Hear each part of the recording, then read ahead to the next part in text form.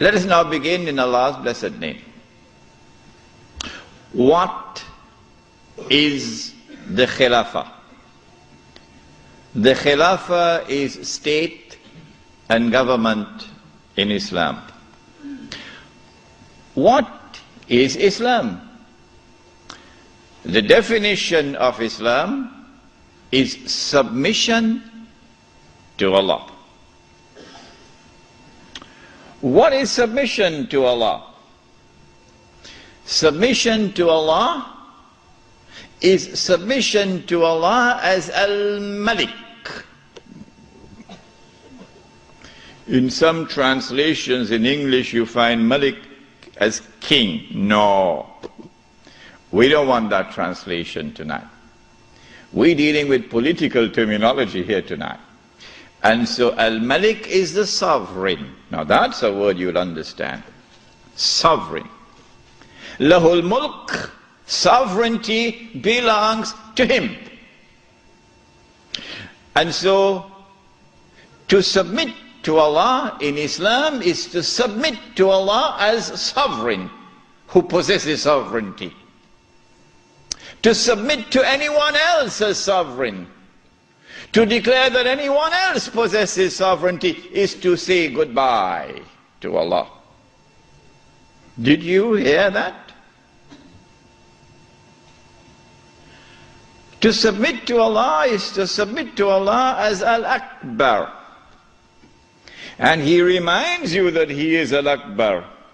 Because every time you perform salat, you cannot move in salat without Allahu Akbar. Al-Akbar is the one who has supreme authority. And so the Khilafah is a state and government which submits to Allah's authority as supreme. For a Muslim to submit to anyone else and recognize his authority as supreme is to say goodbye to Allahu Akbar. Islam is to submit to Allah as Al-Hakam. The 99 names, this is one of them. Al-Hakam is the lawgiver, who not only gives the law, but his law is the supreme law. And when he makes something haram, it must be enforced as haram. And when he makes something halal, it must be enforced as halal. And so anyone who submits to any law other than Allah's law as the supreme law has said goodbye to Allah subhanahu wa ta'ala as Al-Hakam. This is called, in the political terminology of Islam, this is called shirk. When Fir'aun declared, and of course everyone knows what Fir'aun said, Ana Rabbukumul A'la, I am the one who is sovereign. I possess sovereignty. That was shirk. When he declared, Ana Rabbukumul A'la, I am the one who possesses supreme authority, that was shirk. When he declared, Ana Rabbukumul A'la, my law is the supreme law in the land of Egypt, that was shirk. And Allah punished him with terrible punishment for his shirk. This then was the Khilafah, a system of state and government in which Muslims could submit to Allah subhanahu wa ta'ala as Al-Malik, as Al-Akbar, as Al-Hakam. The Khilafah was destroyed. Who destroyed it? Why did they destroy it? How did they destroy it? When did they destroy it? What did they replace it with? With what was it replaced?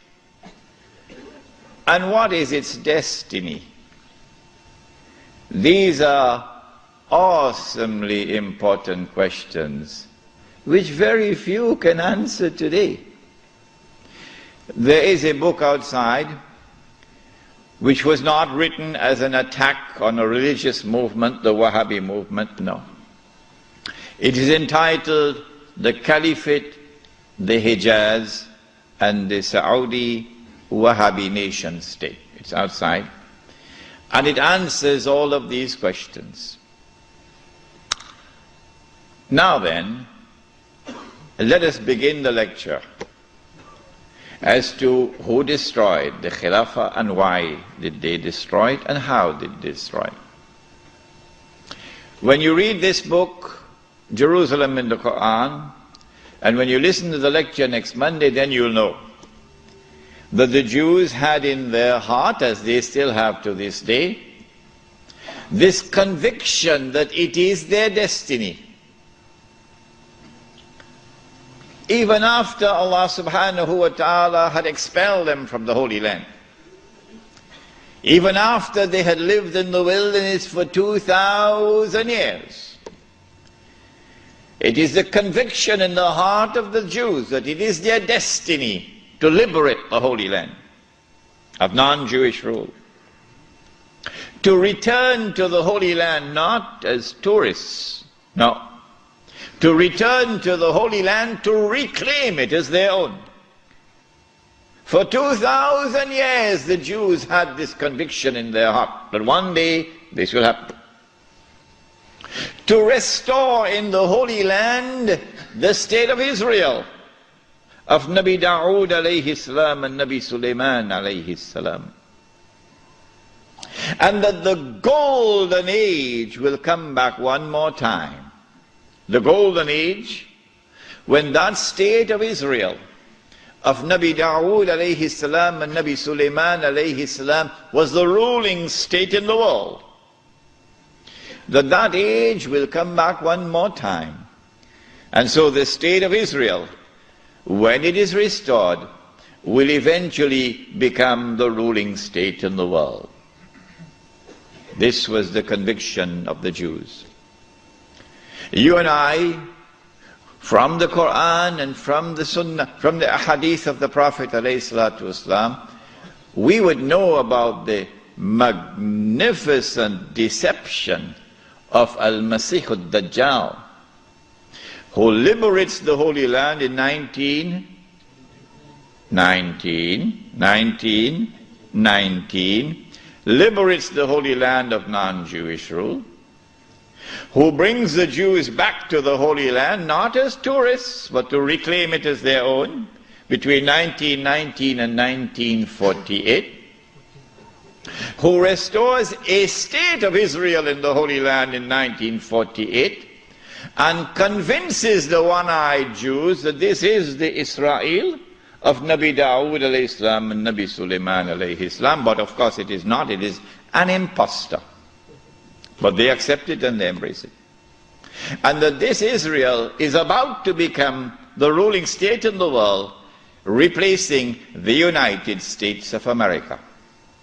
Those who differ with me, who say, well, we never read this in our books, where did he get this from? This must be false. My answer to them is just wait and see.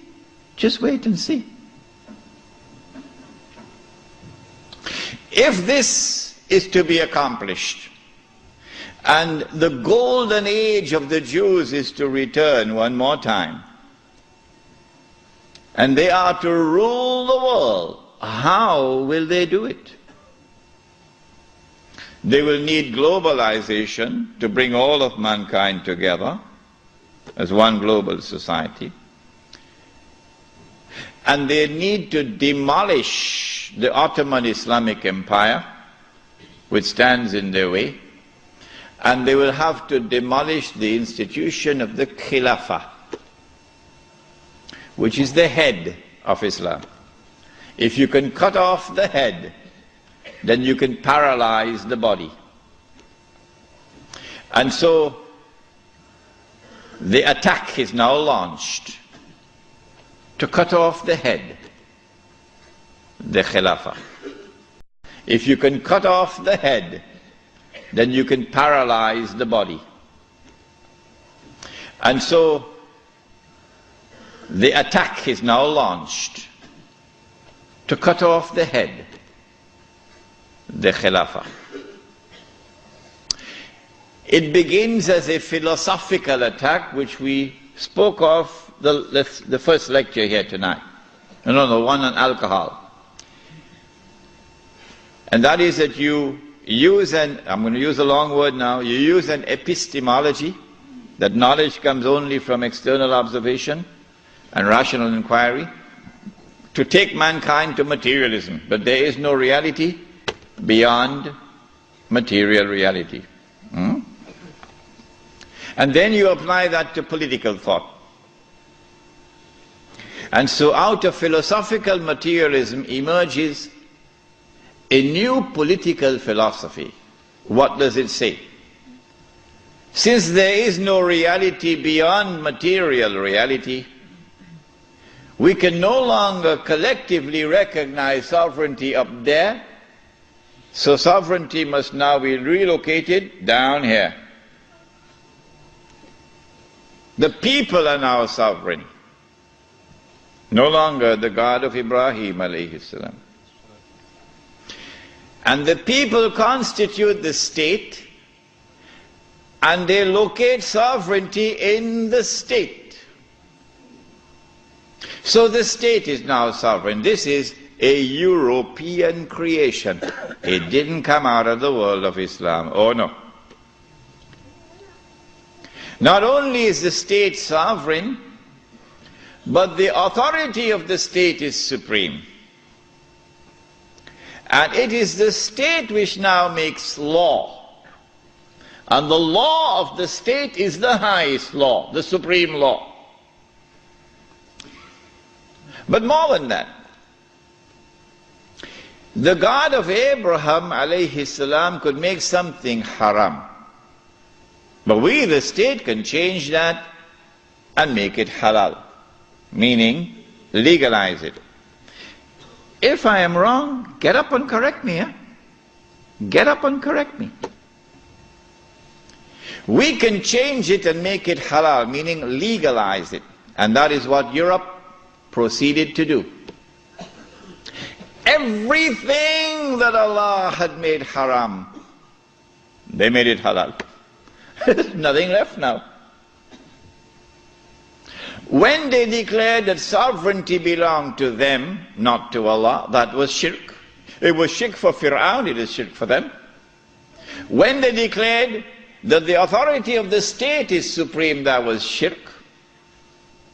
When they declared in Articles 24 and 25 of the Charter of the United Nations Organization, which I believe the Republic of Iran has not read as yet.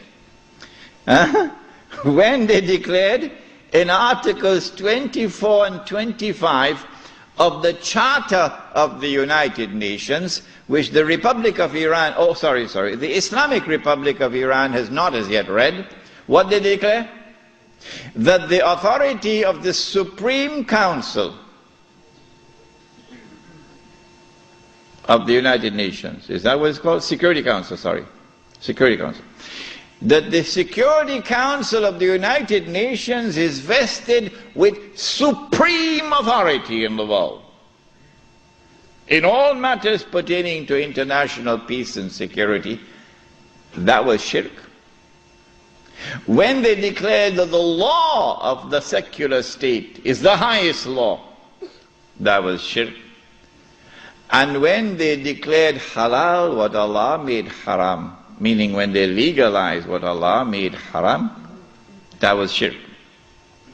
Surah At-Tawbah of the Quran, بعد أعوذ بالله من الشيطان الرجيم اتخذوا أحبارهم ورهبانهم أربابا من دون الله. They took their priests and their rabbis as arbab, lords and gods beside Allah.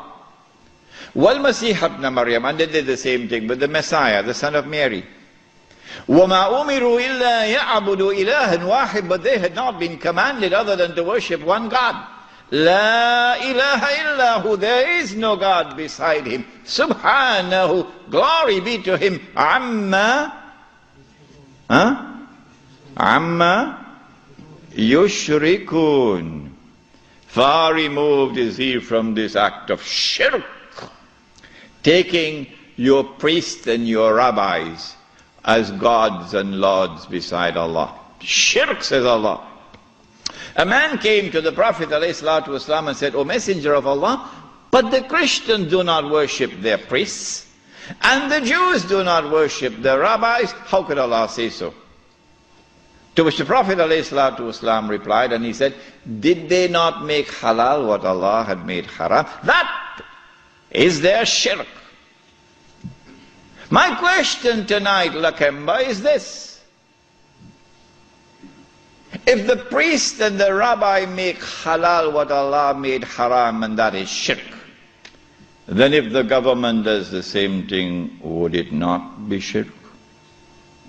You're very quiet tonight, aren't you, Lakemba? Yeah?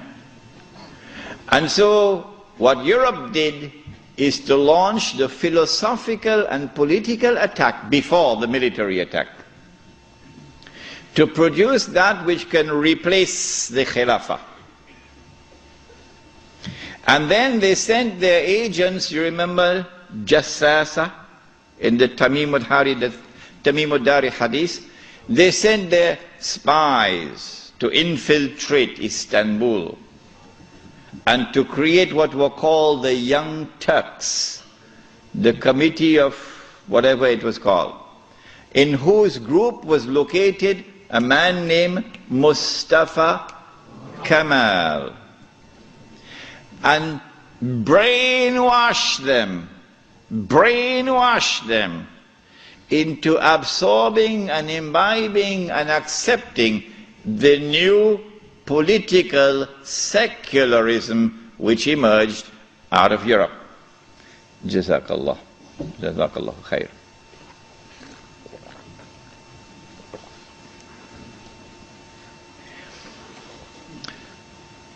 Then came the actual military attack. In 1897, Europeans who dressed up themselves in the clothing of Jews, remember they are Europeans who are parading as Jews, okay? They're called European Jews, but they're essentially Europeans. Judaism is only a camouflage. These people established the Zionist movement. The stage was now set. The countdown has begun for the Jews to strike.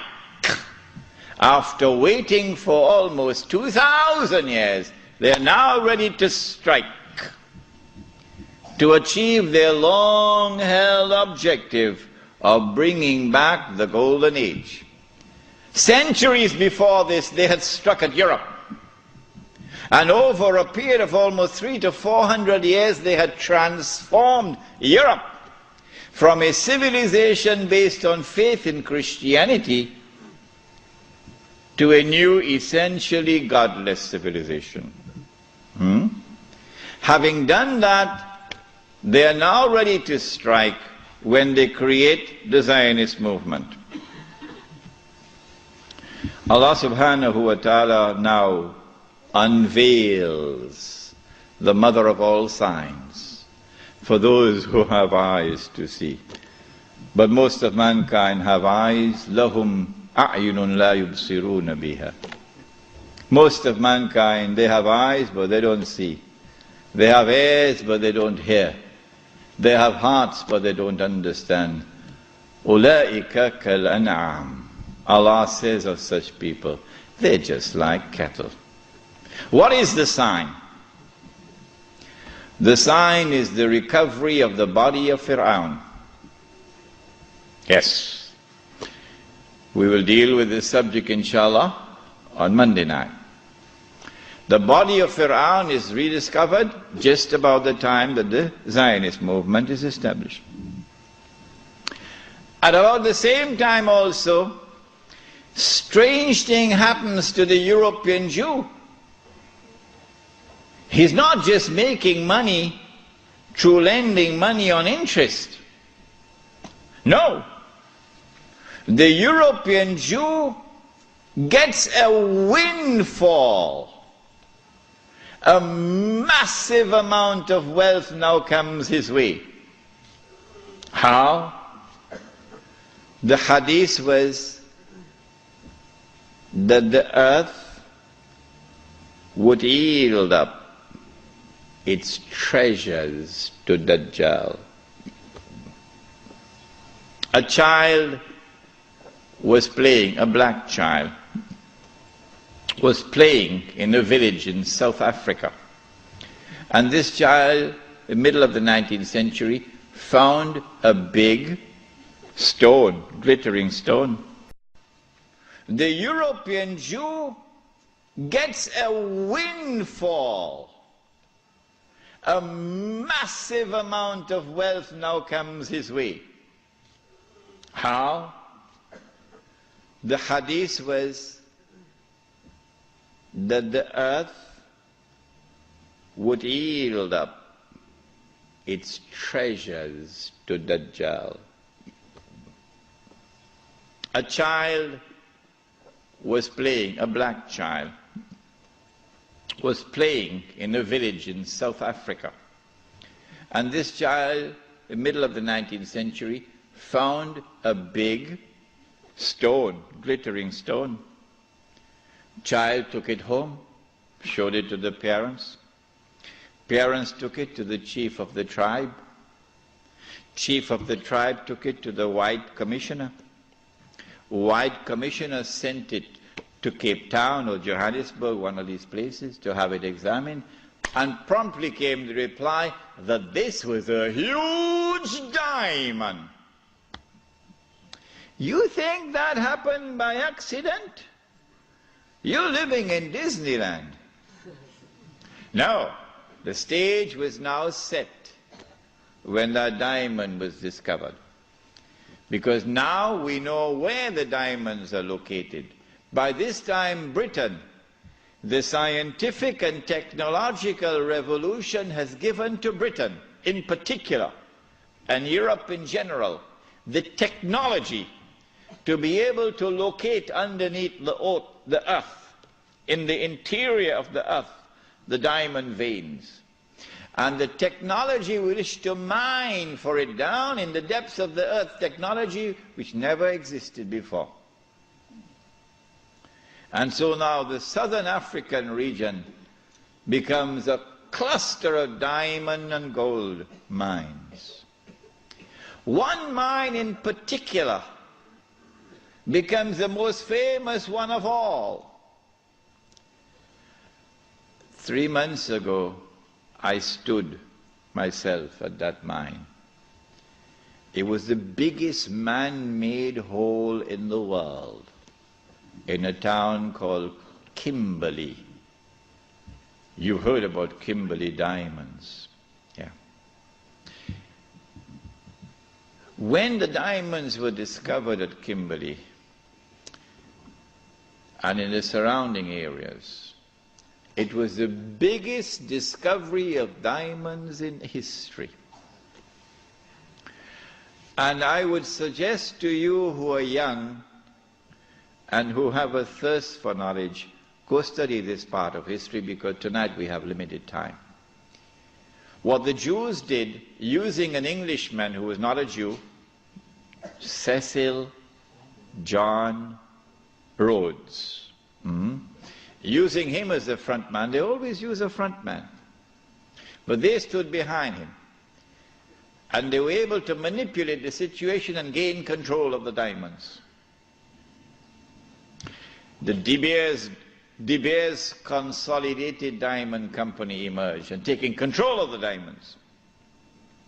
And the Rothschild family in Europe finances now the mining operations. And the bulk of the wealth which now emerges out of South Africa land up in the hands of the Jews. In 1914, the Kimberley mine was closed down because it had yielded all that it could yield. The rest that now remained was just chicken feed. So they closed it down in 1914. When I went to that diamond mine in Kimberley, there were wheelbarrows filled with plastic cubes to show you, give you an estimate of how many diamonds came out of this diamond mine. There were 5 huge barrows filled, brim, heaping with these plastic cubes. That's how many diamonds they got. And these were sold in the market, the international market, at the premium price because they cornered the market through the consolidated De Beers to establish a monopoly to ensure that the price would not come down. The Prophet ﷺ cursed that. When Kimberley was closed down in 1914, the European Jew now had amassed the maximum wealth he could amass at that period of time. This is just about 17 years after the Zionist movement was established. Within these 17 years, Dajjal had struck and had delivered to the European Jew this massive windfall of wealth. And so now they are ready in 1914 to move to the next stage. The philosophical and political systems are already in place. And now the military attack. To destroy the Khilafah, you'll have to destroy the Ottoman Empire. And you cannot destroy the Ottoman Empire with 5,000 Jews in an army. You need a world war to destroy the Ottoman Empire. That's a tall order. So what you do is you plan a conspiracy. And you stay behind so that your fingerprints are not on the crime. In other words, you plan a September the 11th. The attack took place in the summer of 1914 when the Grand Duke Franz Ferdinand was assassinated in Sarajevo. In the summer of 1914 there were 6 major powers in Europe. And there was one dark horse across the Atlantic. No one knew how fast it could run because it had never run in a race so far. One dark horse across the Atlantic. And 6 major powers in Europe. They were number 1, Russia, France, Britain, Germany, Austria, Hungary. That's 5. What's number 6? Turkey. Ottoman Islamic Empire. Ain't no Turkey as yet. Ottoman Islamic Empire. These are the 6 major powers. How can you bring about a world war which will result in the dismantling of the Ottoman Islamic Empire? You've got to do some good planning to do this one. When they attacked and assassinated the Grand Duke Franz Ferdinand, they left footprints which led to Russia. As on September 11, they left footprints which led to Al-Qaeda and Saudi Arabia. The reason why, I forgot to mention this last night, the reason why they put so many Saudis on board the aeroplanes. You remember I told you about the Saudi who went to his government? He says, listen, I've heard in the newspapers and on CNN that I'm dead.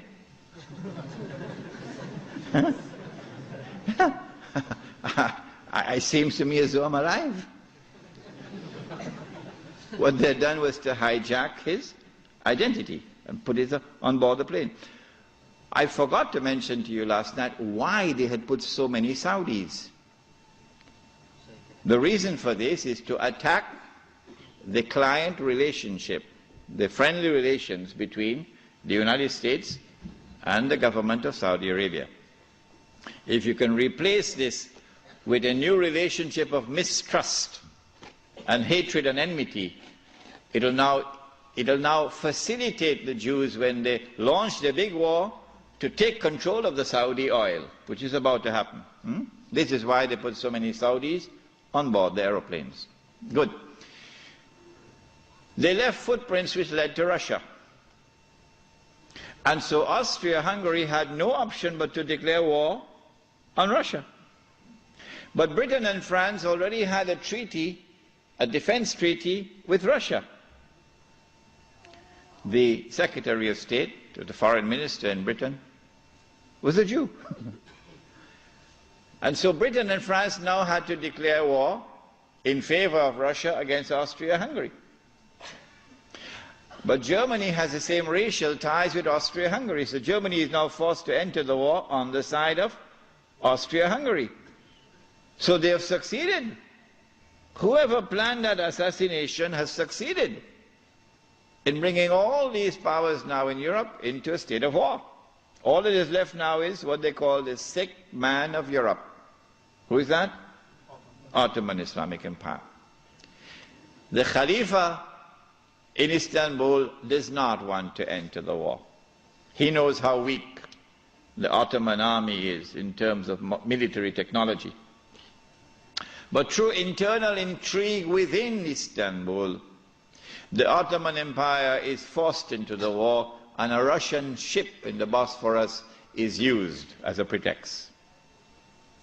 Once the war started, that massive wealth which the Jews had accumulated is now going to be used strategically for the purpose of influencing the direction of the war to get the prize that the Jews want. What is that prize?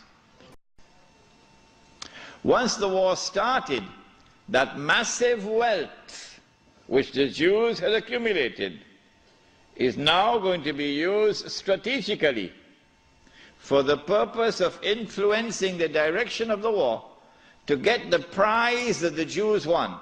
What is that prize? To destroy the Ottoman Islamic Empire, dismantle it, and to cut off the head of Islam, namely destroy the Khilafah. That's the prize they're after. The next prize is to liberate the Holy Land and to get the Holy Land for themselves. This is the prize they're after. Between 1914 and 1916, German submarines now make a surprise appearance into warfare. As when Israel launches her big war, we're going to see weapons that the world has never seen before being introduced into warfare. When the German submarine entered into the war, it tipped the scales on the side of Germany, and by 1916 Britain was on the verge of defeat. German submarines had surrounded and marooned the island of Britain. The French government had fallen, and Germany had occupied France, and Britain was on her knees. This is the moment that the Jews were waiting for. Now the Czech is going to talk. It's called financial diplomacy. The Jews, this is the German Jews, went to the British government and said, let's make a deal. Let's make a deal. We will intervene in the war with massive financial assistance to you. Massive. And we will bring that dark horse into the race. But that dark horse didn't want to come into the race. American public opinion was overwhelmingly against involvement in the war. And the most famous American of all was not the president. He was a man who had established the assembly line for producing motor cars. And what was supposed to have been a luxury item for only the rich Or you could see how the rich people were grinding their teeth in anger when this man caused the motor car to become accessible to ordinary Americans. For $700 you can get a motor car. $1,000 you can get a Model T. What is his name? Henry Ford. And this man did something else to his workers. He didn't bother about what was the market wage. No. He said, I am concerned with paying a just wage. And that market wage is not a just wage. And so he paid his workers a higher wage than the market wage. And so he won the hearts of the American people. He became an American icon. His name was Henry Ford. And he was totally opposed to American involvement in the war. But when the Jews went to the British government and said, let's make a deal, the British government said, deal. And so Jewish money, the diamonds of Kimberley, began to roll. And Jewish money now enters into the war in a massive way. And Jewish influence over the media in the United States is now made to work, and American public opinion is being brainwashed and slowly transformed, until suddenly, to the consternation of Henry Ford and so many Americans, Franklin Roosevelt declares war, and the United States enters into the war. Britain, with this newfound wealth, and with the assistance of the United States, now has a new lease of life, and the war now takes on a direction that the Jews wanted from the first place. It is in 1916 that Jassasa went to work with British spies in Arabia. Lawrence of Arabia, of course, is the most well-known of them. These British spies were sent into Arabia, posing as Muslims. And they went to two actors in Arabia, two. One was Sharif al-Hussein, who was appointed by the Khalifa in Istanbul as the Sharif of the Hijaz, Mecca and Medina, in control. Mecca was under the control of an Arab battalion, but Medina was under the control of a Turkish battalion. And I wish I could understand why the Khalifa insisted on the Turkish battalion under the leadership of Fakhri Pasha to defend Medina. I don't know why. So when the British spies went to Hussein, they offered him the moon. They offered him the moon. We will liberate the land of the hated Ottoman Turks, and we will give you independence and freedom, and you will now become the king of the Arabs. Remember, Britain is not talking about Khilafah. No, we'll make you the king of the Arabs. And we also prepared to offer you a little, you know what, just £7 million. Huh? £7 million at that time is what Bill Gates has now.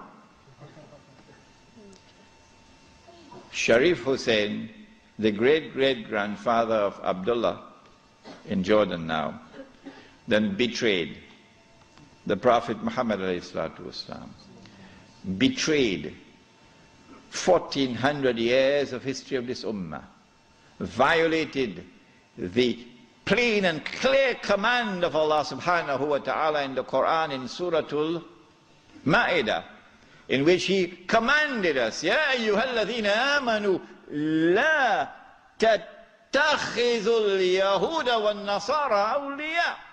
Do not take the Jews and do not take the Christians as your awliya. Do not establish an alliance with them in which you become dependent upon them and subservient to them. Do not do that, says Allah. بَعْدُهُمْ أَوْلِيَاءُ بَعْضٍ. They are protecting friends of each other. وَمَنْ يَتَوَلَّهُمْ minkum فَإِنَّهُ مِنْهُمْ. Whosoever from amongst you turn to them for that kind of an alliance, you no longer belong to this ummah, you've now joined them. إِنَّ اللَّهَ لَا يَهْدِي الْقَوْمَ الظَّالِمِينَ. Surely Allah will never provide guidance for a people who commit such an atrocious act of wrongdoing. And this is precisely what Sharif Hussein did, and what all his descendants from that day to this day have been doing. But the chickens are coming home to roost now for Abdullah. And the chickens are coming home to roost for Abdullah. When Mr. Bush attacks Iraq, then you're going to see Abdullah's suitcases at work. Yeah. They're all packed already, you know. They're all packed already. As soon as Mr. Bush attacks Iraq, you'll see where Abdullah is going to be heading for. Sharif Hussein now accepts 7 million sterling pounds and enters into a military alliance with Britain and declares himself independent of the Ottoman Khalifa. Once the Khilafah in Istanbul had lost control of Mecca and Medina, had lost control of the Haramain, had lost control of the Hajj, you pull the carpet, you pull the rug from underneath the feet of the Khalifa. His Khilafah is now losing legitimacy. Can anyone be Khalifa? Can you appoint a Khalifa here in downtown Lakemba? Can Mullah Umar have been recognized as the Khalifa? No, why not? Because when the Hajj comes, Amirul Mu'mineen Mullah Umar will have to apply for a Saudi visa to perform the Hajj. Huh? And if the Saudis reject the visa, the Khalifa can't perform the Hajj. All right? And so the British calculated, if we can wrest control of the Haramain and the Hajj away from the Khalifa in Istanbul, then the legitimacy of his Khilafah will begin to crumble. And so this was 1916. The British spies then went to the second actor in the Arabian Peninsula. I mean, Britain has a PhD in deception. If you want to destroy the Khilafah, okay, you have to make sure that it cannot be restored. How can you take the entire world of Islam with so many ulama and ensure that not only is the Khilafah destroyed, but it cannot be restored? That's a tall order. How to do it? If you want to destroy the Khilafah, okay, you have to make sure that it cannot be restored. How can you take the entire world of Islam with so many ulama and ensure that not only is the Khilafah destroyed, but it cannot be restored? That's a tall order. How to do it?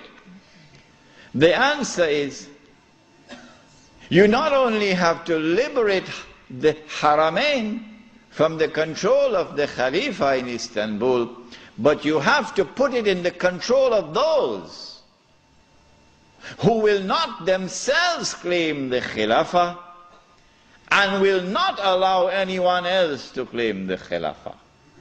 And so long as these people keep control of the Haramain and the Hajj, the Khilafah can never be restored. Simple, isn't it? Simple, isn't it? And so that was why they had to make the trip to Riyadh to meet. What's his name? Abdul Aziz Ibn Saud.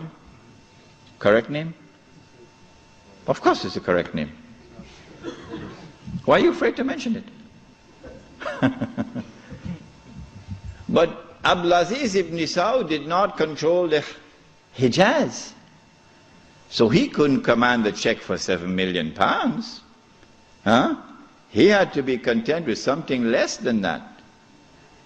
So what the British offered to him was, if you would sign the same kind of agreement with us and violate the specific command in the Quran and betray Allah and His Messenger and betray the Ummah, if you will do that, we pay you £5,000 a month. Would you accept that? Abdul Aziz says yes. Yes. And in 1916, Abdul Aziz ibn Saud signed an agreement with Britain. Yes. Which made of him a military ally of Britain, subservient to Britain. But when the Ikhwan, who were his military force, questioned him, how can you sign this agreement with Britain? And how can you accept this money from Britain, £5,000 a month? Abdul Aziz ibn Saud says, this is jizya. Jizya is what they pay to me because I control them. It was dust in their eyes and they swallowed it. And so Abdul Aziz ibn Saud got away with it. Massive betrayal, and a very dangerous plan is now in place. As soon as the Khilafah is destroyed, that Abdul Aziz ibn Saud will be given what is known as the green light, something that Saddam Hussein knows about, the green light. And then he will attack and take control of the Haramain. And when once he does that, he won't make the mistake of ever claiming the Khilafah for himself. And he will never allow anyone else to claim the Khilafah, because no one else can take the control of the Hijaz and the Haramain from them, because they are supported by Britain. And so goodbye to the Khilafah. It's gone. It can never be restored. Never, never, never be restored. So long as Britain and the United States of America underwrite the security of the Saudi state, you can never, never, never restore the Khilafah. By 1919, the Ottoman Empire was in shambles, falling apart. And a British army under General Allenby, with many Arabs and Punjabi Muslims fighting faithfully under his control, attacked the Turkish garrison which was defending Jerusalem, defeated it, and liberated the Holy Land. This was a joyous day for the Jews, because now the countdown is really moving forward, and the golden age is coming back. In the same 1919, when the Ottoman Empire is collapsing and it is losing all its non-Turkish possessions, all the Arab parts of the Ottoman Empire are falling away, the Greek army now invades the Turkish mainland, Anatolia.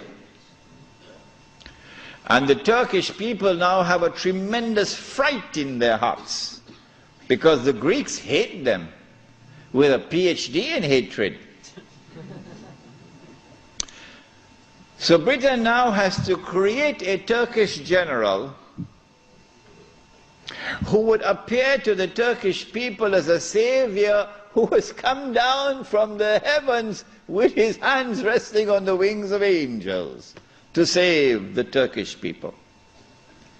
And so at a place called Gallipoli, a man named Mustafa Kemal inflicts a defeat on the ruling state in the world, Britain, and immediately climbs the ladder to become the hero of all heroes in Turkish history.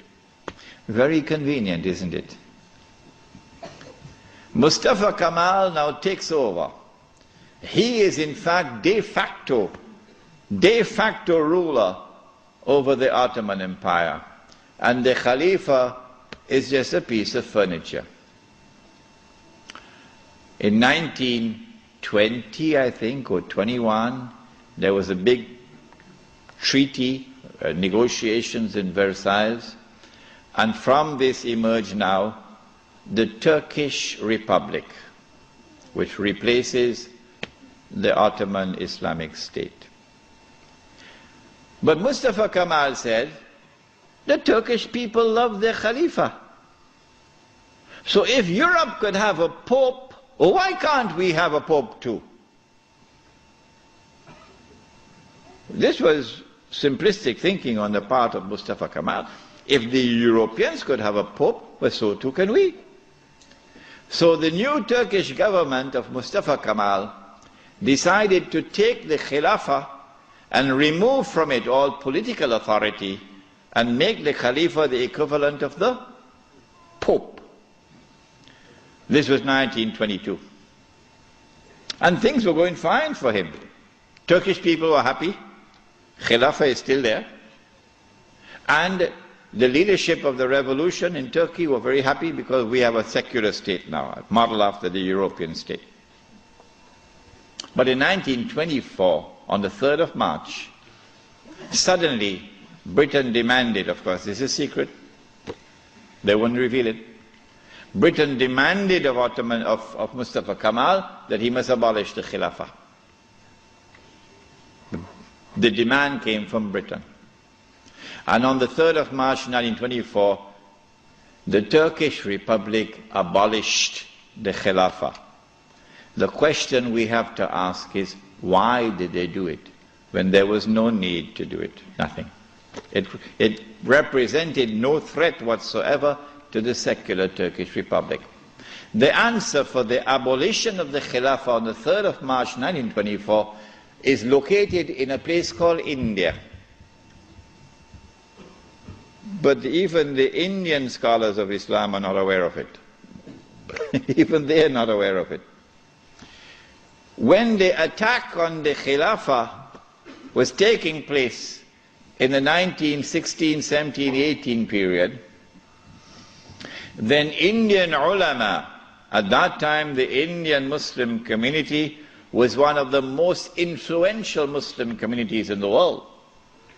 And the Indian Muslim community was led by leaders who knew Islam and lived Islam. Men like Maulana Muhammad Ali Jawhar, Maulana Shaukat Ali, Maulana Sayyid Sulaiman Nadwi, Mufti Kifayatullah, men who knew Islam and lived Islam. And they wanted to get rid of British imperial rule in India. So that when they got rid of the British, they could restore Islamic rule over Muslims. That's all they wanted. Get rid of the British and restore Islamic rule over Muslims. And they realized that they could mobilize the Muslim masses of India over this issue of the Khilafah, because everybody loved the Khilafah. And so they established a movement which they call the Khilafat movement, Harakatul Khilafah, the Khilafat movement. When they established the Khilafat movement and it began to mobilize the Muslim masses, the body which was sleeping is now waking up for revolutionary struggle to preserve the Khilafah in Istanbul. The leader of the Hindus realized, but wait a minute, the Muslims want the same thing that we want. The leader of the Hindus realized, but wait a minute, the Muslims want the same thing that we want. We also want, the Hindus, we want to get rid of the British, and we want to restore Hindu rule over the Hindus. So there's a conversion of interest here. So Gandhi, who later became known as Mahatma Gandhi, Gandhi approached the leadership of the Khilafat movement and he said to them, listen, the same thing you want, the same thing I want. So why don't we join forces? Will you allow me to join the Khilafat movement? And guess what the leadership of the Indian Muslims did? It was a revolutionary theory on their part, and we praise them tonight. They accepted the offer of Gandhi, and they formed an alliance. And so the Khilafat movement in India now became a Hindu-Muslim alliance for the purpose of getting rid of British rule. And then that would replace, that which would replace British rule would be Islamic rule over Muslims and Hindu rule over Hindus.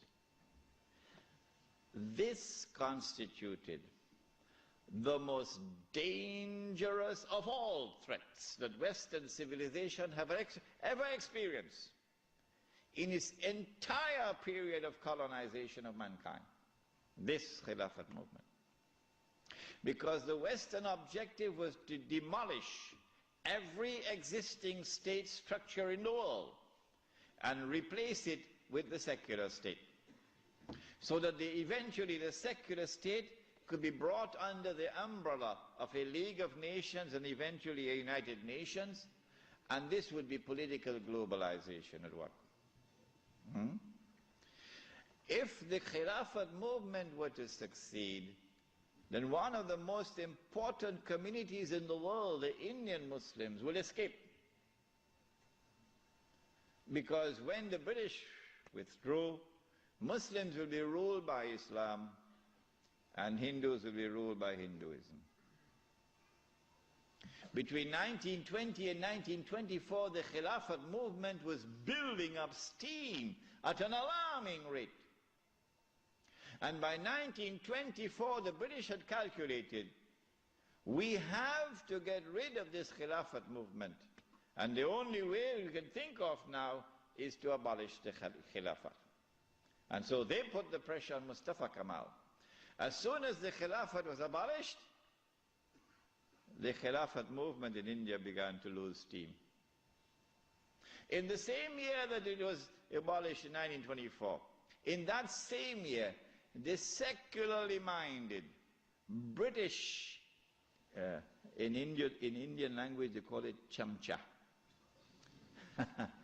the stooges of the British in India, the brown-skinned Englishmen parading as Muslims, of whom the prince of them all was the grandfather of the present Aga Khan, Karim Aga Khan's grandfather.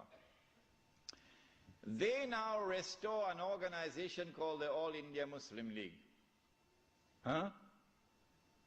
The All India Muslim League is led by men who don't know Islam and don't live Islam.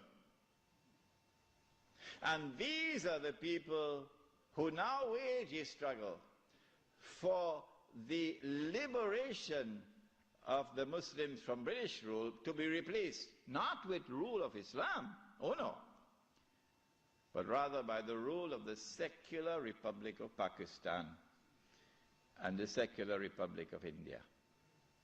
So that Pakistan and India could be embraced within the community of secular nation states. But of course you had to put a little red herring to fool the people.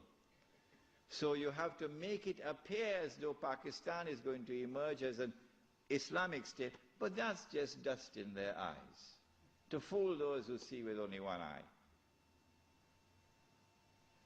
And so in 1924, on the 3rd of March, the Caliphate was abolished. When the Caliphate was abolished, Sharif al-Hussein realized that he was in grave danger now. So long as there was a Khalifa in Istanbul, the British needed him. But now that the Caliphate was destroyed, abolished, Sharif al-Hussein now realizes the plan. He says, oh my gosh, they're going to send Abdulaziz ibn Saud to cut my throat now. In exactly the same way that Abdullah of Jordan is now realizing, as soon as Bush attacks Iraq, that is the end of me. So Sharif al-Hussein decides 4 days later, on the 7th of March 1924, to claim the Khilafah for himself.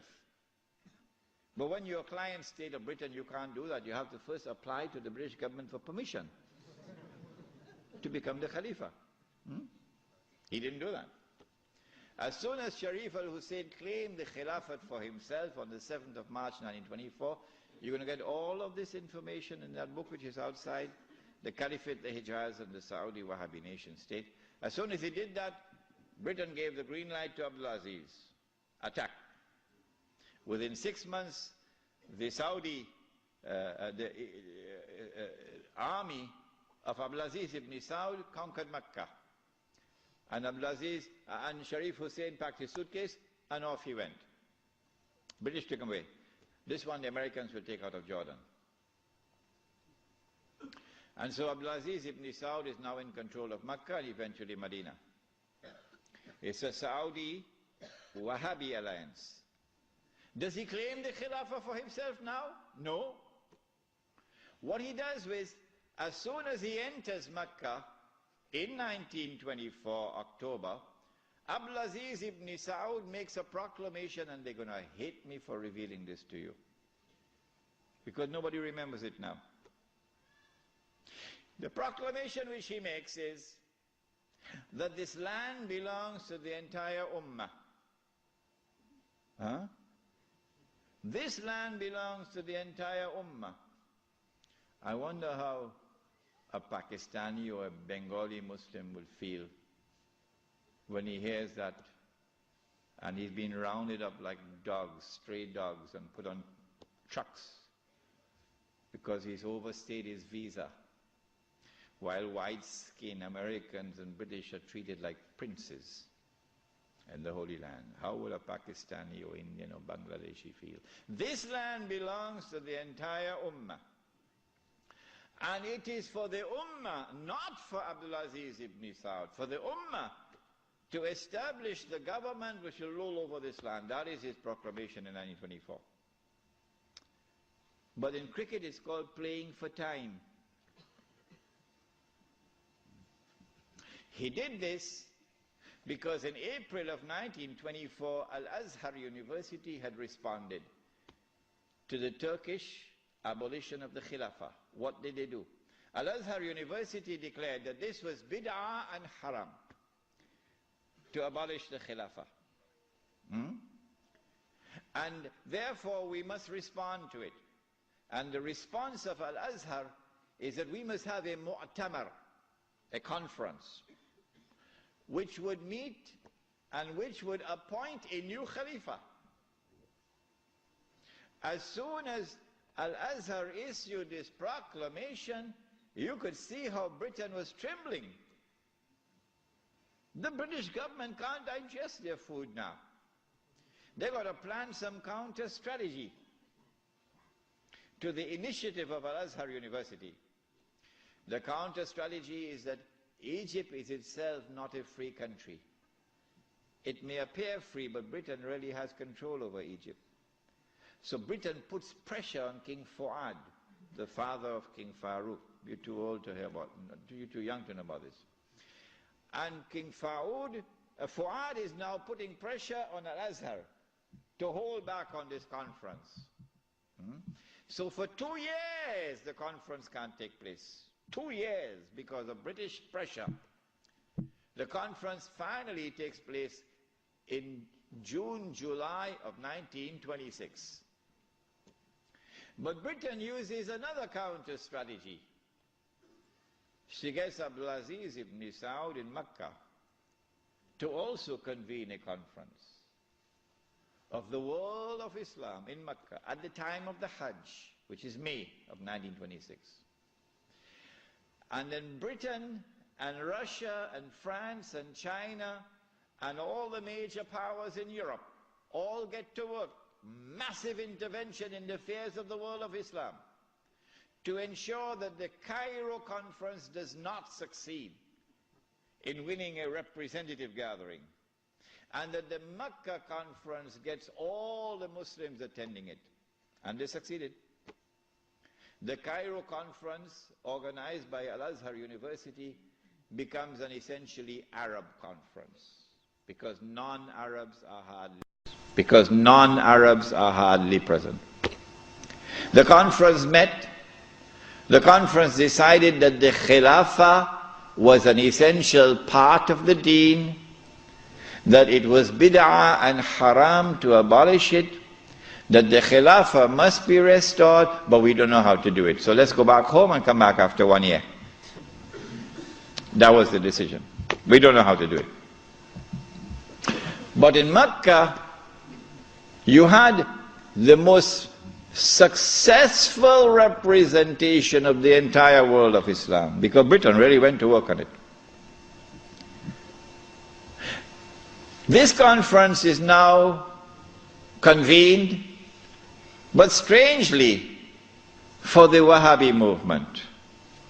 Strangely for the Wahhabi movement, which is a religious movement, which declares that it is bringing back the original Islam and removing all the extraneous things which had been added and cutting out all the shirk. So this is the real Islam. Well, then how come you don't even have the subject of the Khilafah in your agenda for your conference? We asked the Wahhabi movement, give us an answer. There is no answer. The answer is that the Wahhabi-Saudi alliance is now perpetrating a gigantic, a massive betrayal of Islam in abandoning the Khilafah. And so the conference takes place. But the subject of the Khilafah is not even on the agenda of the conference. Instead, Abdulaziz ibn Saud approaches the conference twice, himself in person, and he asks the conference to recognize him as Al-Malik. That his rule should be recognized over the Hijaz. When the conference had heard His Majesty the King on both occasions, and the conference is now sitting down to discuss the matter, shall we recognize Saudi Wahhabi rule over the Hijaz? The leader of the Indian Muslim delegation jumped up to speak first.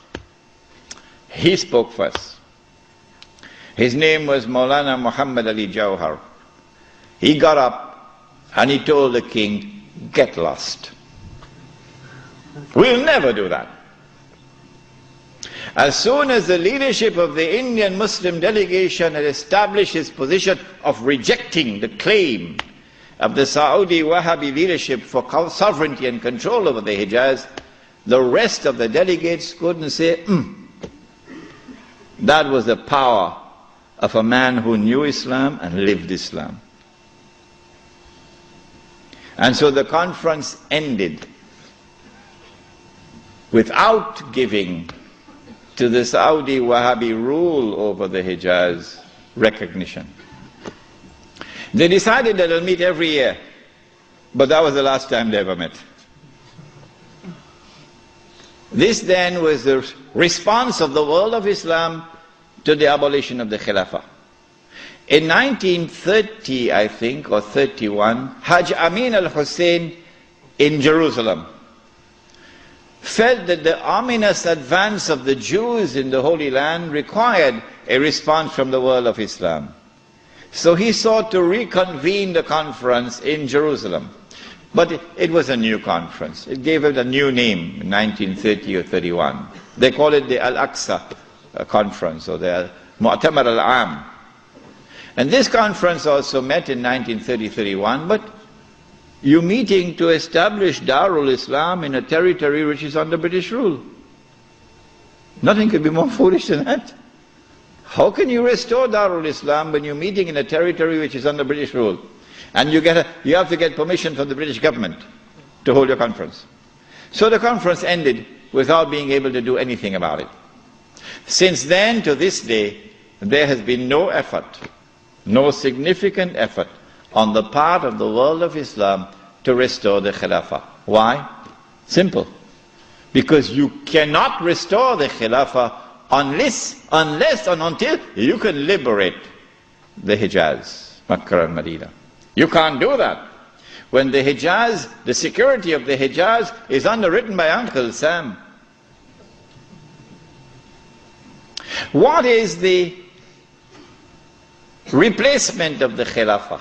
Around the world, beginning with the secular Republic of Turkey, and then an Iran which resembles a Shia republic but essentially is a secular republic, and then the secular Republic of Pakistan, which of course has now become the American Republic of Pakistan. And then in 1933, the Republic of Saudi Arabia, but they're parading as a monarchy, but it's actually a secular state, because it has all the trappings of a secular state. A secular state has territorial sovereignty. The state of Saudi Arabia has territorial sovereignty. A secular state has citizenship. Once upon a time when I went to Mecca, I was Muslim. And the only difference between me and my fellow Muslim who was resident in Mecca was that I was Musafir and he was Sakin. Other than that, we're the same. But now, I am a foreigner. If this is not bid'ah, I should change my name. I am now a foreign national. And they are Saudis. And all the oil that Dajjal discovered underneath the soil belongs to them. They own it. So what about Abdulaziz ibn Saud's proclamation that this entire land belongs to the world of Islam? That's forgotten. That's why they hate me for reminding you of these things. The entire world is now embraced, the entire world of Islam is now embraced by the modern secular state. Now let me say to you before I leave Australia, any Muslim, whenever I talk on two subjects, a lot of people now begin to behave strangely towards me. But while it pains my heart, it will not change me. Because I do not teach Islam to please people. I try to do it to please my Lord. When I talk on the subject of riba, some people begin to hate me. Yeah, it doesn't matter. When I talk on this subject also. When a Muslim pledges his allegiance to the modern secular state and to its constitution, which declares that Allah is no longer Al-Malik, no longer Al-Akbar, no longer Al-Hakam. The state is now Al-Malik, Al-Akbar and Al-Hakam. And the state can make halal what Allah made haram. When a Muslim pledges his allegiance, and you've got to do that to get citizenship. Oh yeah. Can't get a US passport without pledging allegiance. When you do that, you commit shirk. If you don't believe me, no problem. No problem. When you reach the grave, then you will see. When a Muslim goes and votes in the elections to constitute the government which will preside over this shirk, you enter into shirk. But if you don't believe me and you want to go and vote in the elections, I am not stopping you. So don't let there be any bad blood between us. I'm not stopping you. But when you enter in the grave and you find that you've entered into shirk, do not plead ignorance. That's all. Stand up like a man and take it on that day. This is now the universal shirk that the Prophet ﷺ had prophesied. He said the time would come when shirk will be everywhere, it'll be so difficult to recognize it. However, as difficult as it would be to recognize a black ant on a black stone, on a dark night. So if you did not recognize it before this lecture, don't be surprised, but now you know. This universal secular state is now used to embrace all of mankind, including the world of Islam, in political globalization. So that eventually you have one government over all of mankind. Eventually the Jews will now rule the world using that structure. That's about to happen. We already made significant progress towards that day. When you read this book, Jerusalem in the Quran, which I believe is the first and only book on the subject, because you couldn't write this book before 1948. Nobody could write it before 1948. Not in 1400 years of this history. In fact, it was difficult to write this book in 1948. It's easy to write it now, but difficult to write it at that time. When you read this book, then you'll understand why it is I say that we are now located at that moment in time when one ruling state is about to give way to another. That the state of Israel is about to replace the United States as the ruling state in the world. The state of Israel is about to replace the United States as the ruling state in the world. When Israel takes over from the United States with that big war which is about to take place, and the American economy collapses and the US dollar collapses and all the paper money in the world collapses, and this is going to be my lecture next Wednesday, inshallah, on Islam and the international monetary system. Please come to it. Then we see that transfer of power. Israel takes control of the oil, for example, of the Middle East. When Israel becomes the ruling state in the world, then the Jews will say, the golden age has come again. The prophecy is being fulfilled. But they're being deceived in the grandest and most magnificent deception mankind has ever witnessed. No, this is not the golden age. You've been deceived by Al-Masih al-Dajjal. Israel will rule the world for a day which is like a week. If you disagree with me, you say, we never heard this before. Our sheikhs who taught us Islam, they never talked about this, so you must be wrong. My response is wait and see. That's all. I don't have to say anything more than that. How long will a day which is like a week last? How long? How long will Israel rule the world? And what will be our predicament during that time? This is what I spoke about last night. You cannot establish Islam at the macro level, so go ahead and establish at the micro level. The jihad is already in force to liberate the Holy Land. No one can stop that jihad. No one can stop it.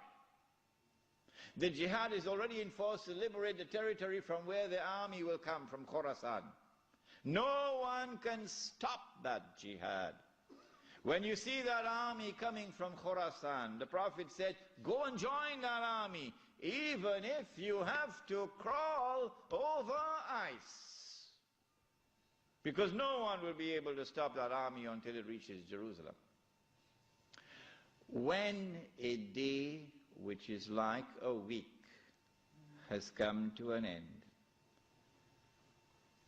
and we will know that because the water in the Sea of Galilee would have dried up.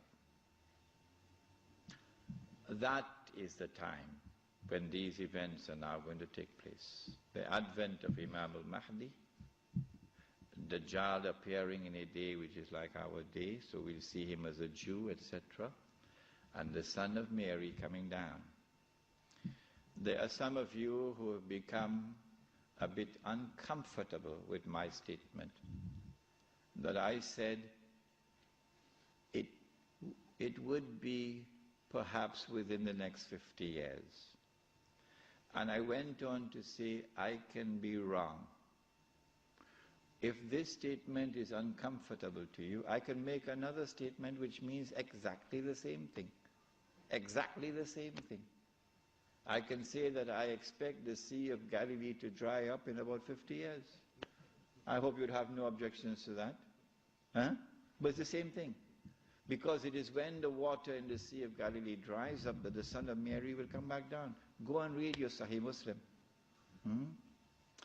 It is at that time, and go and notice the water level in the Sea of Galilee now. It is lower than it has ever been before in history, and Lebanon is about to take water out of the river. What's the name of the river? Litany? Huh? Whatever is the name of the river. Lebanon is about to take water out of that river, and Israel is saying, if you do that, we're going to wage war against you. Why? Because that water runs into the Sea of Galilee. Yes. And so the hadith of the Prophet Muhammad ﷺ is now moving to center stage. If I say 50 years, and if I say I can be wrong, at least I'm giving you a wake-up call. A wake-up call that you're living in the age of the countdown. So don't be fighting each other over chicken feed. That's what you're doing. In South Africa in particular, the ulama fighting with each other. Sectarian conflicts over chicken feed. While this hugely important subject is so far away from them, it is unbelievable. When the water in the Sea of Galilee is drying up, and the state of Israel has ruled the world for a day which is like a week, then in Sahih Muslim we are told, a Muslim ruler will die and there will be disagreement concerning succession. And then a man is going to come out of Mecca. His name will be my name and his father's name will be my father's name, said the Prophet ﷺ. He'll have a broad forehead and a large nose. And he'll be known as Al-Mahdi. And he'd hurry from Medina to Mecca. As he approaches Mecca, people are going to come out to him, so this has to be a well-known person. Not some obscure non-entity, a well-known person. When the people of Mecca come out to him, they'll force him to accept the bay'ah, the oath of allegiance which legitimizes the leadership of the Amir al-Mu'mineen, bay'ah. He will accept the bay'ah at the Kaaba and then proclaim himself to be Al-Mahdi. It is only then that you would know that Al-Mahdi is here. So stop asking these foolish questions. Is he born already? Is he in Lebanon? Or maybe in Indonesia? That's foolishness. Al-Mahdi cannot emerge until Israel has become the ruling state in the world. Al-Mahdi cannot emerge until Dajjal has completed his mission. Al-Mahdi cannot emerge until the state of Israel has ruled the world for a day which is like a week. Al-Mahdi cannot emerge until the water has dried in the Sea of Galilee. So stop these foolish questions. He proclaims himself to be the Mahdi. There are going to be eclipses of the sun and the moon that month. But there have been eclipses of the sun and the moon in the past. But after he proclaims himself Al-Mahdi, he's going to be attacked from an army, with an army from Sham. That army comes down to the south, and armies are under the control of governments. And when that army is between Medina and Mecca going down south, the earth is going to open and swallow that army. That is the sign of all signs. Beyond a shadow of a doubt, validating the claim of this man that he is the Mahdi. But Mecca has never been a Shia city. Never. And Mecca will not be a Shia city at that time. And Mecca will not come out to give allegiance to a Shia. And so you have to be living on the moon to believe that the Mahdi is going to be Shia. We do not say this to embarrass the Shia, or to be uncharitable to them, or to hurt their feelings in any way. This is just factual analysis. When the earth opens and swallows that army, then on that day, those from the world of the Shia who accept him as the Mahdi and follow him are our brothers in faith. And shoulder to shoulder we'll fight to liberate the Holy Land. But those from the Shia, and we anticipate that there will be those, who will now reject him as the Mahdi because he is not Shia. You're not our brothers in faith. And you will not fight with us shoulder to liberate the Holy Land. When the army is swallowed, then the Mahdi is going to be attacked by another army, and this is now an army of the Quraysh, an army of the Kalb.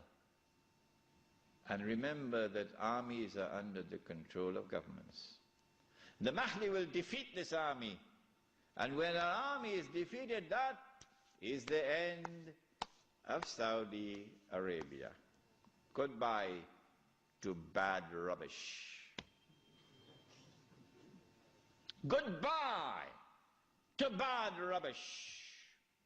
Let it be recorded in my book tonight. Let it be recorded in your book tonight. Goodbye to bad rubbish.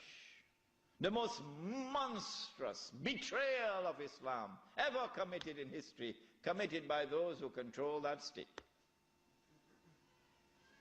Now Darul Islam is restored. Yeah, this is Islam, not that. And let it be clear that there are so many Salafi Muslims in Saudi Arabia, in prison, because they too are struggling for the same thing that I am struggling, to liberate that land. Let it be clear that there's a man like Sheikh Safar al-Hawali, who is at the forefront, intellectually, spiritually, and theoretically, at the forefront. I benefited from his thought. And so do not remain with this sectarian conflict and describe that masjid, Salafi masjid, this one Sunni masjid, this one Indonesian masjid, that one Malay masjid. I thought the masjid was the house of Allah. Has it changed? When Darul Islam is restored in the Arabian Peninsula, this is now the most dangerous and potent of all threats to the state of Israel. Dajjal will now attack. He's now in a day which is like our day. And so we'll see him, a Jew, a young man, powerful, built, curly hair. But I'm not saying anything about his eyes because you understand the hadith about the eyes now. The Prophet ﷺ pointed his hands to the east 20 times. And he said he's going to come from the east. Jerusalem is northwest. When Israel attacked Jamal Abdel Nasser, although Israel is to the east of Egypt, Israel attacked from the west and destroyed the Egyptian Air Force on the ground in the 6-day war. Similarly, Dajjal is not going to attack from the northwest. He attacks from the east. 20 times, said Muhammad alayhi salatu wasalam. You can come from the east. When he attacks, he's going to be riding on a donkey, which will travel as fast as the clouds, and which will have his ears stretched out wide. I'm going to Perth, inshallah, on Thursday on that donkey.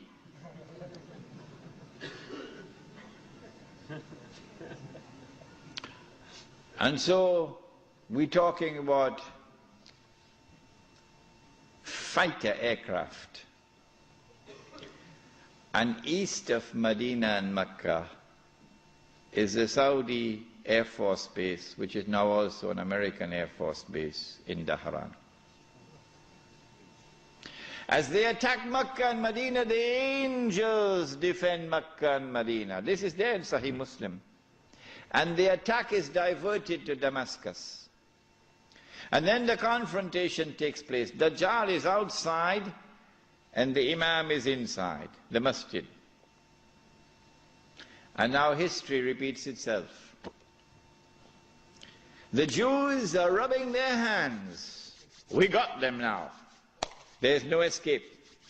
We got them. We have them in our sights now. As someone else was rubbing his hands, as his army was approaching them, and in front of them was the sea, And behind them is the army, and they're rubbing their hands. We got them now. Who was he? Fir'aun. And so history repeats itself.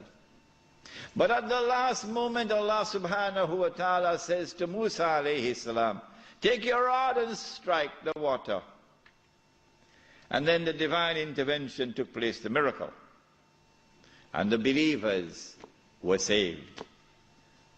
وَإِذْ فَرَقْنَا بِكُمُ الْبَحْرِ فَأَنْجَيْنَاكُمْ وَأَغْرَقْنَا آلَ فِرْعَوْنَ وَأَنْتُمْ تَنْظُرُونَ.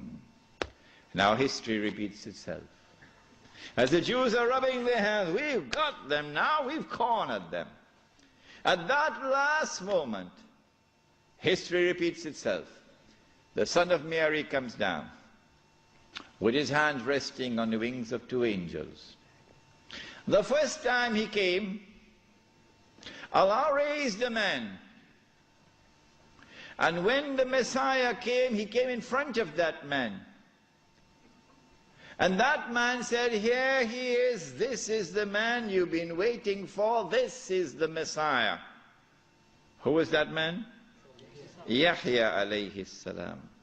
So this is the divine method for positive identification. But Ibn Khaldun, may Allah bless him and have mercy on his soul, that great scholar, we are not fit to clean his shoes. Ibn Khaldun did not understand this.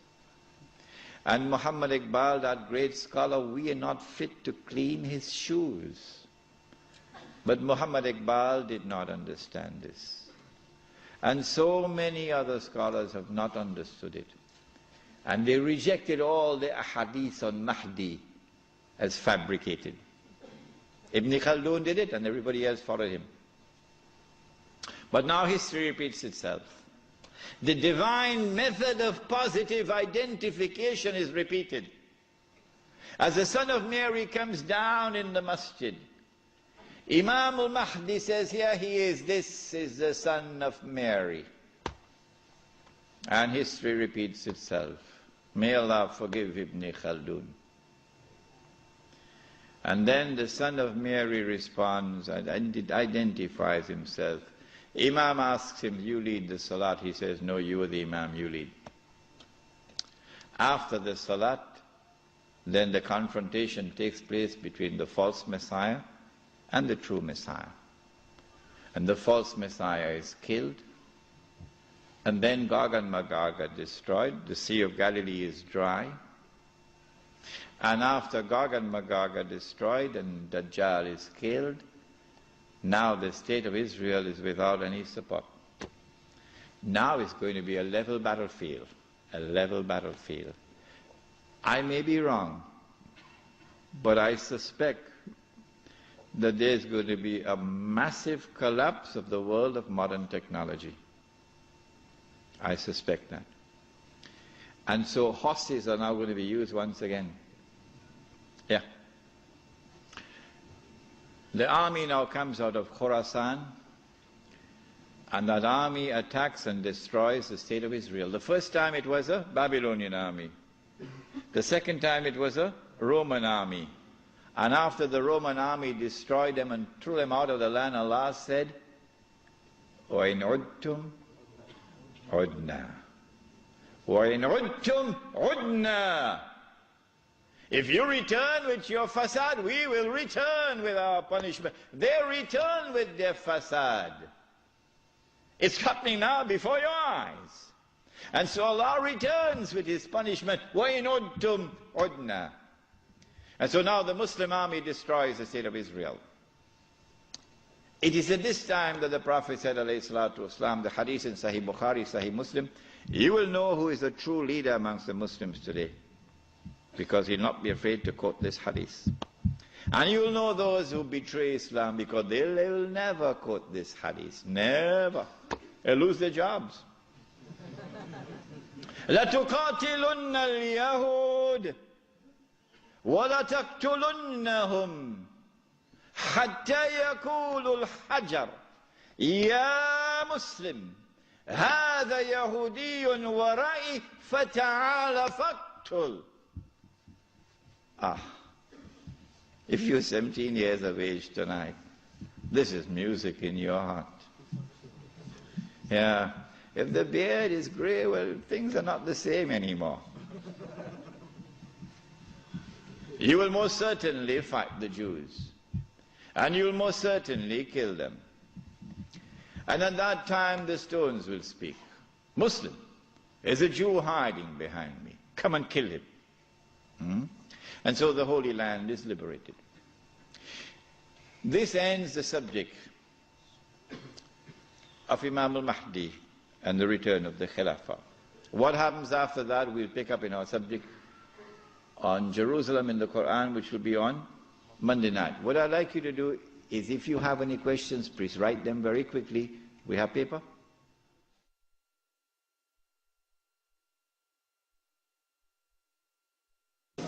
Question 1.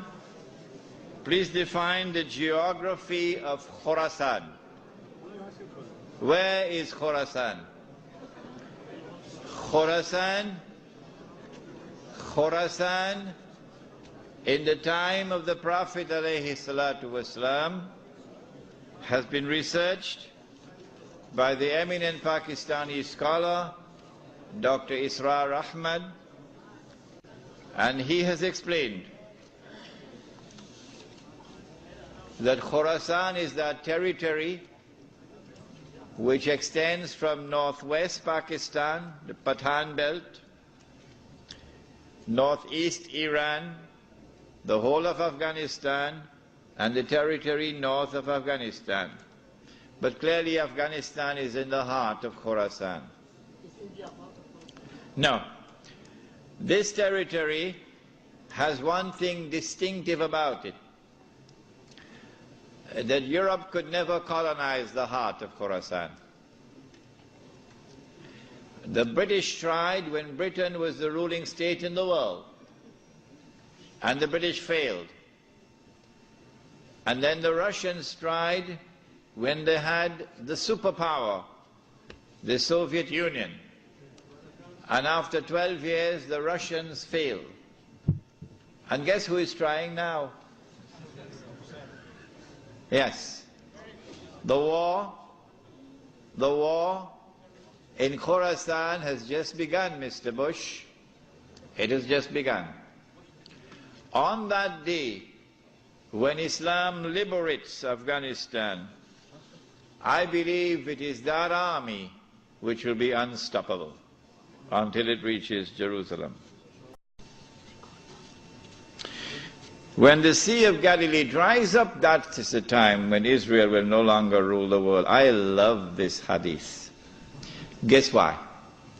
Because George Bush could watch the Sea of Galilee going down. And Tony, what's his name? Yes. And Ariel, what's his name? Sharon. Yeah. And the Jews? They can watch the Sea of Galilee going down and drying up. And they can realize that the moment is coming. Ya Muslim, هذا يهودي ورائي فتعال فاقتل.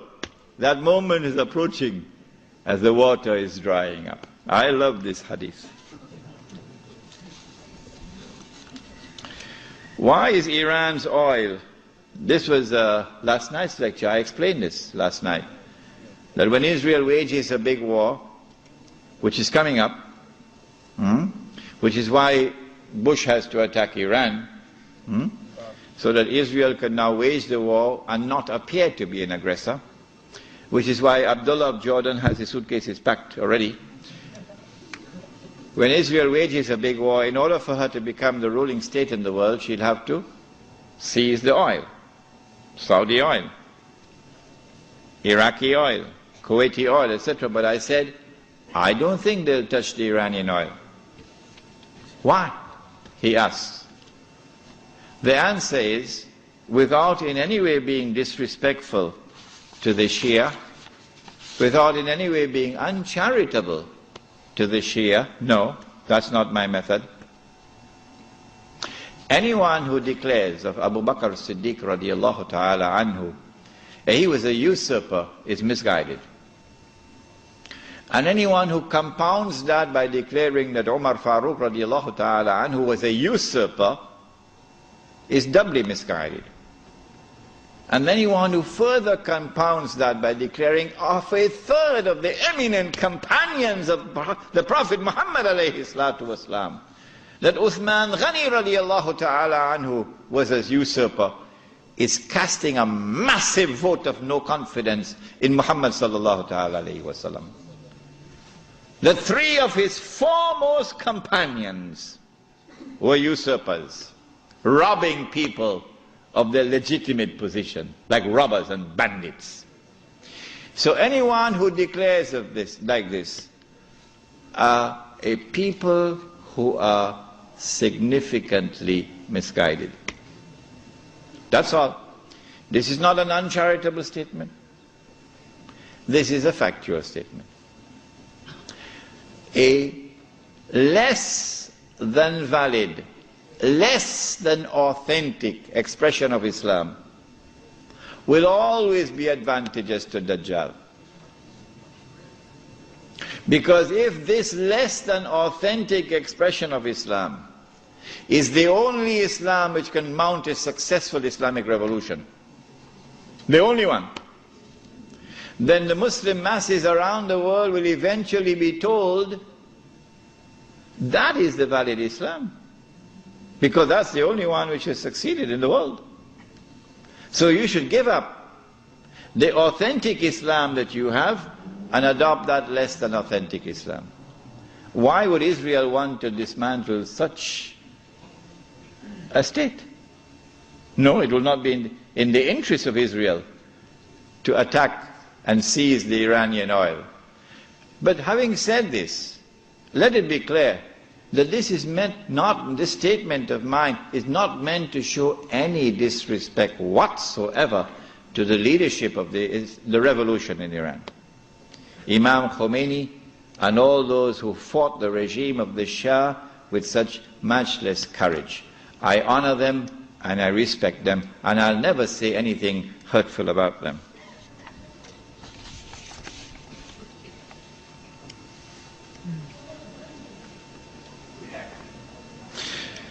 Can you please give an example of the Prophet ﷺ about how he established the Khilafah? You have to take control of territory. Either exclusive control, that is you alone control, or on the basis of an agreement in which you share control over the territory with others. The Mithaq of Medina was an agreement, a constitutional agreement, in which Muslims shared control over territory with those who are not Muslims. The ruler who rules over the Muslims in that territory would be the Khalifa over the Muslims. That was called a plural model of a state. But that plural model of a state only lasted for a short time, and then the Jews betrayed the Treaty of Medina and they were expelled. And now you have the exclusive model. When Muslims take control of a territory in the name of Islam and establish Allah's law in that territory, there will be one Jama'ah and one Amir. That Amir, on the condition that he controls the Haramain and the Hajj, would now be the Khalifa. What is the role of Freemasons in the globalization subject? The Freemasons are an organization which have their roots in ancient Israel, Banu Israel from the earliest times. The Freemasonry movement, however, was hijacked by the Europeans who put on the clothing of Judaism. European Jew. Yes, Sheikh Sadi, here we are. This is something for you. It's a gift. The Freemasonry now has been hijacked by them, and they're using it as a front organization so that they could stand behind. So you attack World Trade Center, but your fingerprints are not on the crime. You're behind. You attacked the World Trade Center in 1991, and you put Sheikh Omar Abdurrahman behind bars, the blind Sheikh. But the Jewish fingerprints are not on the crime. You attacked the US a mission in Tanzania, the US mission in Kenya, Tanzania and Kenya, and you believe that we are blind. We know you did it. You attacked. But you blame Osama bin Laden for that. But guess what? One day, يَوْمَئِذٍ تُحَدِّثُ أَخْبَارَهَا بِأَنَّ رَبَّكَ أَوْحَى لَهَا. One day the earth will speak. And all your lies are now going to be exposed. And on that day we'll have confirmation for what we now suspect.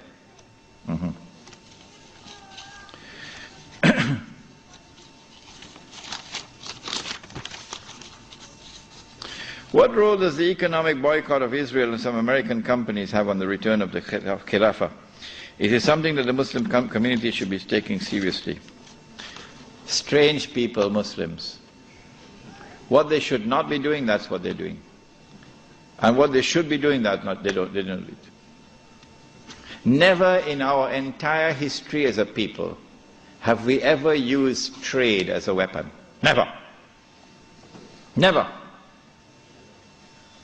It is our enemies who use trade as a weapon against us. In Medina, an economic boycott against us which lasted 3 years. Did we ever reply and respond with an economic boycott of our own? No, we never did. Why? لا تأكلوا أموالكم بينكم بالباطل إلا أن تكون تجارة عن تراض منكم. Trade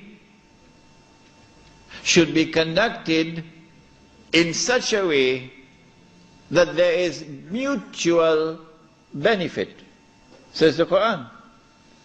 So when you impose an economic boycott on somebody, you're hurting yourself.